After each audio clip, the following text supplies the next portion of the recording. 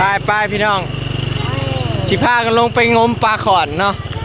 แม่น้องเมยว่าให้ลงไปงมปลาอยู่น้องเฮาเนาะมันแห้งน้ำแห้งปลาเบิดแล้วพี่น้องแม่น้องเมยว่าน้ำแห้งปลาแล้วให้ลงไปงมมาก็เลยลงกับเด็กๆเนาะนั่งขาตายสบายดีเด้อพี่น้องสบายดีเบิดสุขุสุคนเนาะสบายดีรอบบ่ายรอบค่ำพี่น้องนั่งขาตายเลยซิมอนเป็นคนขับอันนี้แหละมันย่อมาจากคำเมยเอาดีๆได้เมยนั่งขาตายเลยจับแน่นๆเนื้อทุกคนขันญาติเขียวเฮียโมต้องจับแน่นๆปล่อยลูกไปน้ำอย่านางแจบแล้วได้พอโตนกับโตนได้พอโดดกระโดดหลดได้คันซิมอนครับบ่อยากไว้ใจเป็นไดโซเฟอร์นี่ลงพาตุกให้นะน้องทำเจ้าอย่าว่าคือหลายเจ้าพาข่อยลงไงนะไอ้มอนคือกัดแผลบ้างไอ้มอนไปหัวทหารจะเชียวมันสมุนไหนเดี๋ยวลงไหนนี่เขาลงกันลงคนอื่นไอ้มอนจะหัวดังไงจะเชียวคือเฮาเนี่ยปีนวับลงนี่ว่าตายแล้วเนาะบ่ฮอดซ้ำท่านพ่อหัวดังพูดไอ้มอนเชียวครับหลังเดียวลงมังลงมางมปลากับเสียวไปนำพี่น้องเอ้ยโชเฟอร์ไปทางไหนปุ๊บไปจอดที่ห้องบ่งโย่จอดนี่แล้วอย่างไปเบิ่งน้ำกันเนาะพี่น้องว่าน้ำแห้งสำได้แล้วฝนมันบ่ตกมือน่ะกับบ่แห้งน่ะสิแห้งเบิดปลาแล้วล่ะไปงมปลาขอนเนาะซะปลามันสิตายขนาดหาดน้อยก็มีปลาจับแมวว่านี่บ่ได้เอาแฮตัวใหญ่บ่หลายดอกฝนบ่ตกนี่เขาไปจอดเฮ้ยลงไปจอดนี่เย่ตายรถบ้านนี่เฮ้ยมาจอดจังได้อยู่นี่โอ้ยโชเฟอร์เอาขาขับลงไปไปพี่น้องเนาะไปน้ำเยอะนี่ต้องเอาไปอะไรมั้ยไปทำการเบิดรถไปยางไปพี่น้องรอรุ่นว่าสิได้บ่เนาะมันมือว่าน้ำแห้งแล้วให้ลงมาเอาปลาแล้ววะ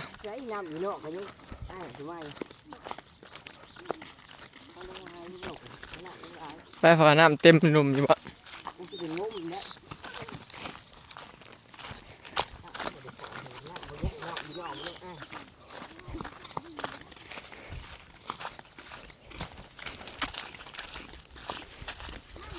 มากัน5 คนพี่น้อง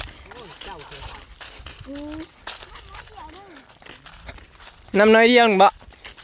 ผมไม่เท่าว่าน้ำมันอยากแห้งเลยเนาะแม่นอลีน้ำน้อยเดียวนึงงมปลาขอนเนาะโอ้ยน้ำแห้งเบิดแล้วพี่น้องเอ้ยน้ำเบิดแล้วเบิ่งดูตัวนั้นนะแห้งแล้วทางนี้พี่น้องบ่เหลือน้ำเลยเปลี่ยนบ่มันยังเขียดน้อยเขียดจังว่าได้ไปจังเนาะแห้งแล้วพี่น้องน้ำบ่มีแล้วนี่น้องตัวนี้ไปเบิ่งปลาพร้อมมันจะค่ำก่อนโอ้คาแม่นฝนบ่ตกมื้อน่ะแห้งก็สิบ่มีเฮาน้ำเนาะ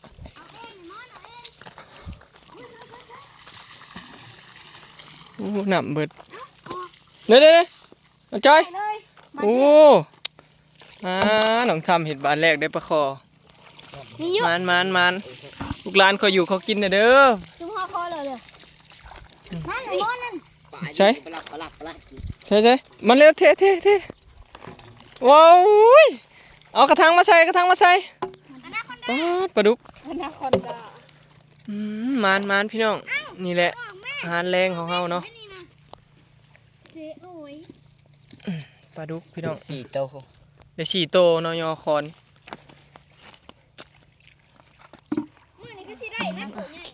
ระวังเด้อหอยมั้ย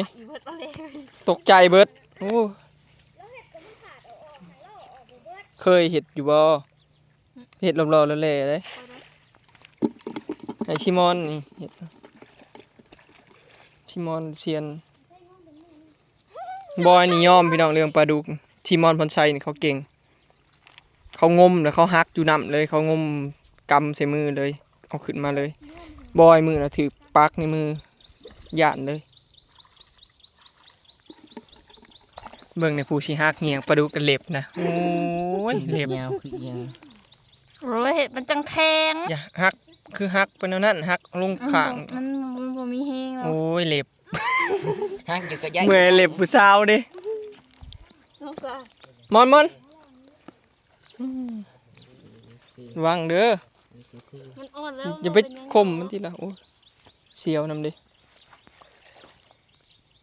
ได้4โตพี่น้องยอคอนเนาะ มันคือบ่ออกเข้าได้ก่อนหมู่ ต้องทำผลตึกได้ประคอตัวหนึงนะ ออกเมื่อกี้เขาบ่งอมไปเลย ออกบดขี้หยัดลงโกนนะไหมโจเขาสีอับเอาเองนี่แหละ สิมีไฟตึกน้อง โอ้หักได้เซยเรียบร้อยพี่น้องคอนนี่ได้4โตงมพี่น้อง เขางอมฮวนเบิ่งปลาดุกค่ะเฮาซักซิดปลาดุกบ่ปักมืองอมกันนี่ โอ้ยอย่าว่าโมแม่มันสิเอามือไอ้หมอน โอ้ เฮามัน ปลาปลาขอ เฮาเห็นมันบ่ เอาจับโซปลาลุงดู บ่เลยค่อยๆเฮาเอาเลย โอ้ยังมา ก้นขี้ลิ ยกมึงดู นี่ อ๋อ มันหัวโปะ มันจ่อยคือพระเจ้านั่นแหละ เอาไปเห็นยังทางอยู่พุ่น เอามาทางทำมายกมาเลย เอาโซดดีเลยไปช่างตัวก่อนหมู่ มอน วันบ่เดียวได้ช่างตัวเลย ปลาเขายังลายอยู่เด้พี่น้องเนาะ เฮาวันบ่เดียว ลงมาย่านนำแหงปลาก็เลยฝ่าวลงมาฝ่าวเด้ย่านมันแหงเบิดปลาตายเบิดเบิ่งดูคอนตัวนั้นน่ะ เฮาให้จะตึกรอด3 บาท มันเอียนมาจักมอนเห็นแล้ว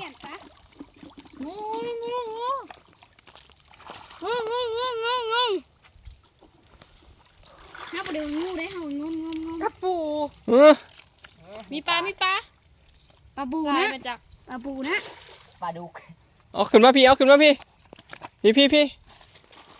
โอ้ปลาดุกโอ้ยออก ไอ้ไส้อ้วนเอาไอ้ไส้ ปลาโค เทกันไหนเด้อ ปลาดุกไปแล้วโอ้ตัวใหญ่ที่ไหนได้ไฟยังเลย ได้ปลาคอพี่น้องปลาคอน้อยนี่หยังโอ้ยเดี๋ยว มันยืดอยู่ เอ้ย ไอ้ไส้ เอ้ เอาขึ้ ย นเดี๋ยวมันสิเห็ดขา เอ้ยปิ้ง ปิ้งงัดปิ้ง เอ้ย ตัวเธอไม่กี่ ตึกแฮมาจนเมื่อยน้ำบกเบิดเพราะมีเห็นปิ้ง ดีเดียวค่ะบอล เอ้ย ขอบคุณพระเจ้า ได้อีกแล้วตัวหนึ่งโอ้ปลาคอน้อยนี่ปลาคอใหญ่นะสิเบิดเลยพี่น้องปลาคอน้อยได้บ่ เห็นก่อน คือเมื่อกี้นี่ซูนแฮอยู่เด้ อันนั้นคนได้เขาตีนเฮ้ยงูเยียน อิหยังจ่อยน่ะ อันนั้นคนได้ โอ้ยพายเหยียบเนาะ เขาเหยียบเมื่อกี้ โอ้ยเหยียบปลาคอ มันมาเอาเนี่ย เอาเลยแม่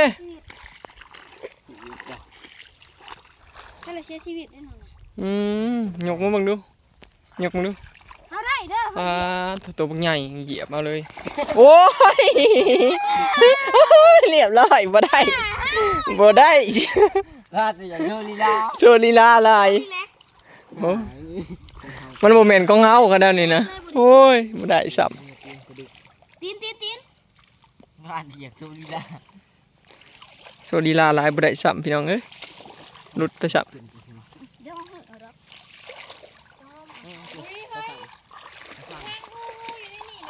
อุ้ยกุ้งก็มีกุ้งกับตัวบางใหญ่นะ แต่เนื้อหูเอี้ยน เอาไอ้นั่นมันออกทหารนั่นแล้ว กุ้งก็มีเด้อพี่น้องที่ได้แต่มันเป็นบางหินแห่สอนบ่ได้รอบหน้าถือแยงมาสอนเอาโนดเนาะมื้อหน้าอีถือแยงลงมาสอนเอาเลยพี่น้องนำมันอู้ได้แล้วนี่ เห็นนี่แห้งนี่แต่เพิ่งตะแกรง ปลาคอ คน นี่พี่น้อง คอน้อยตึกเลยตึกเลยแม่โตเป็นห้อง พาเด็กๆลงมางมปลาพี่น้องรอบค่ำ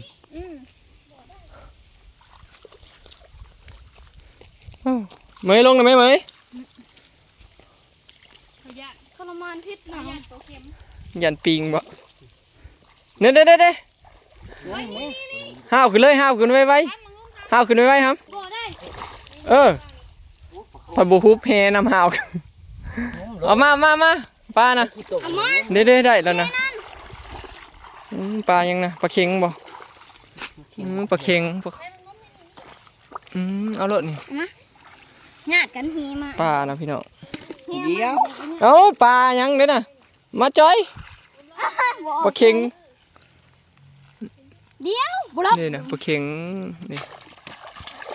ใช้แม่ อย่าติ้งอย่าตีบอกไผบอกไผ กันเด้อ เอาเฮ้ยเอาเลย ใจเย็น เด้อ อย่าติ้ง บอกไผบอกปลาเด้อนั่น เขาไปเทคเดียววะ แม่พี่มอนนี่ไปเข้าบุรับเด้อนะ เอามาเอา กูโทษกูแล้วทำเอามาวานพี่ทำ โอ้ยมันยังลายโต นี่ ตัวใหญ่นี่เอาแฮมาดู เอาเฮมาจ้อยพี่มาเร็ว เอามาพี่ เฮ อย่าติ้งนี่อย่า บอกป้าอย่า โอ้ยหลุดน้ำเลยอย่าติ้ง ปลาตัวบางใหญ่ เอา นึง คอนใหม่มันเขาเฮ้ย หรือวะเนี่ยค่อย คอยนะ ๆสิดขึ้นมาเลย โอ้ยมันติ้งอยากที่สัก สิดขึ้นมาเลย นี่สิมือกันทำนะตื้อกัน สิดขึ้นมา ตื้อไปทางนั้นท มาหาไล่เทศนา ปลาตัวบางใหญ่นึง ำนี่ใช่เป็นงมตัวนึง ปลาดุกใหญ่ ทางคอน นี่ใช่อันนี้นะ ถือว่าใหญ่สุดในน้องแล้วพี่น้องตัว ญาติมันยังป่าบักไส้ฮักเงี้ยงตัวหัน นี่ แกฮักเงี้ยงไว้ หางเงียงแล้วเลย เขาบักไส้มันรุดไปตะกี้ อันยกมาใหม่ดูปลาดุกใหญ่นี่ มันตึกตะกี้นะมันรุดเงี้ยงแล้วรุด สมพอดอกซะพากันย่านมาสั่นอยู่ ป่าบ่มีเงี้ยงเขากันย่างป่าไปยืนรอเฮ็ดฮักแล้วมัน ว้าวสิบ่ได้ใช่เขาเหยียบมันจังหวานได้ ลองทำติดไก่ เหยียบปุ๊บหวานปั๊บได้เลย นี่ เนี่ยตัวนี้นะ มาอีกมันต้องลงงม พระเอกลงแล้วบ่ได้จักต้น เราจะชี้ได้ปิง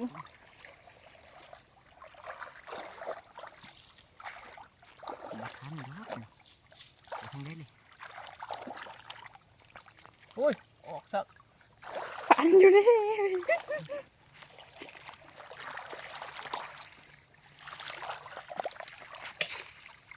กี่มื้อนี่น้ำแข็งเบิดได้ครับเพิ่นบ่ตกวัน2-3 มื้อก็เบิดเลยน้ำ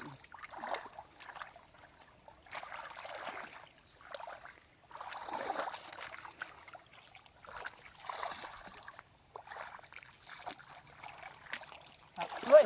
ใจเบิด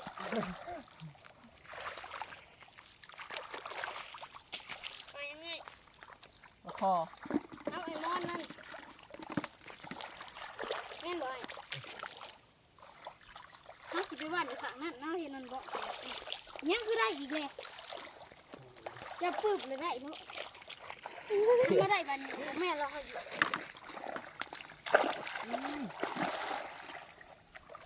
ด้สิชื่นเลยโอ้ยแห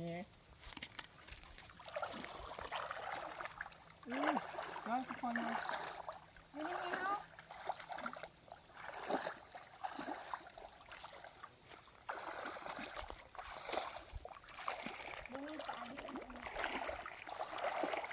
ย่างสีรูปลงน้ำเขา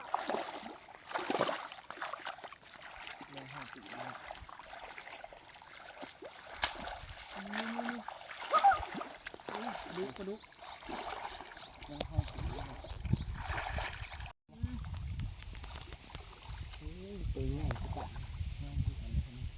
ึงไปพุ่นอยู่พุ่นไอ้มาพูดใช่มันขึ้นคอกให้มันเอาใช่ไง ตัวใหญ่ได้ลงแล้วเขาตีมันเลิกนี่ลงไป ไอ้มือตัวเด้อ มันอยู่กับนอก เล่ เนี่ย ต่ำหัว คนยังก็มาได้แฮนะเร็ว เล่ต่ำให้ มาเฮมา ไปไหนแล้ว ก็ ตัวน้อยกัน ไม่ใหญ่กูนี่อยู่นี่ดึง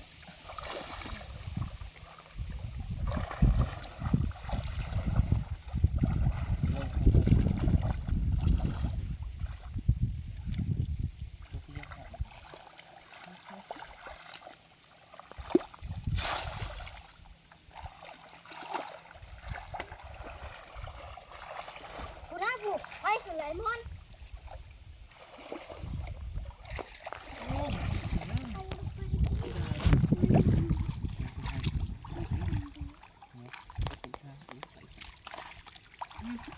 จับบ่อยู่เว้ยมันคิดปาเดียวไปได้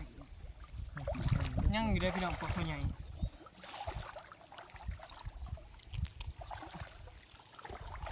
ม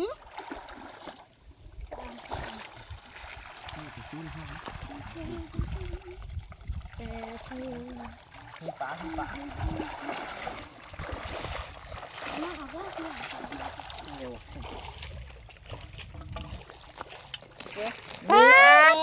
ทุก หักมาหักมาหัก แม่ปลาลายดิ 1 2 4 5 6 7โต แล้วก็เจ็ดโตผู้ปลาดุกเจ็ดโตพี่น้อง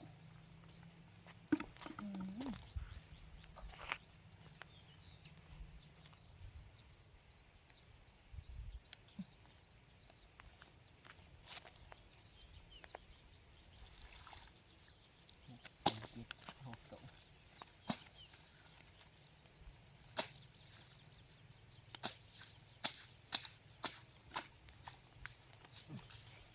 เยอะวันหนึ่งเอาเป็นกิโล นี่เจ็ดโตยังนะ พ่อจิบตัวไว้ กูน่าผูกปลาเขาใหญ่ไอ้หอยเกิด นี่ เลย คุ้ม2ตัวโอ้โหเอาดู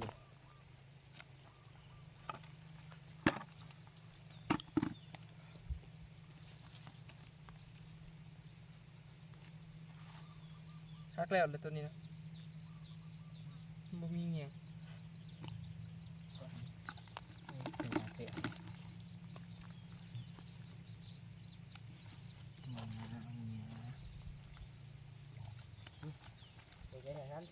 วใหญ่เนี่ย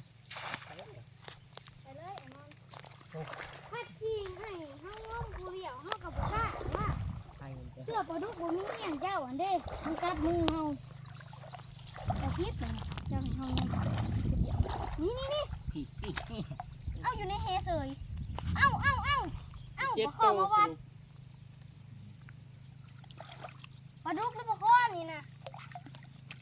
ไอ้ไส้มอนนะพี่มาพี่ก้อนมันปักหรือจักมันจะเก็บนี่ไอ้นี่เขียน โหด เล่นขึ้นมาไวแต่เดี๋ยว